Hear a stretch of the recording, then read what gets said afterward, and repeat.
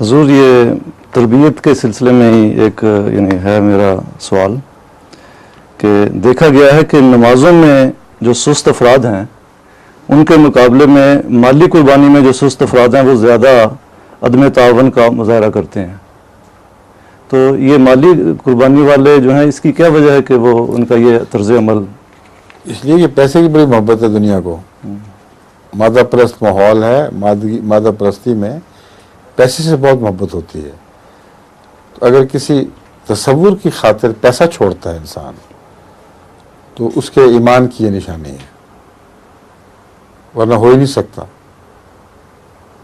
تو جب یہ اس حد تک کوئی شخص خدا تعالیٰ کی ہستی پر ایمان رکھتا ہو کہ اس کی خاطر ہاتھ میں آئے ہوئے پیسوں کو خود چھوڑ رہا ہے، تو ایسا شخص ذہنی اور نفسیاتی لحاظ سے اس بات کا اہل ہوتا ہے کہ اس پر آپ کی تربیت اثر دکھائے.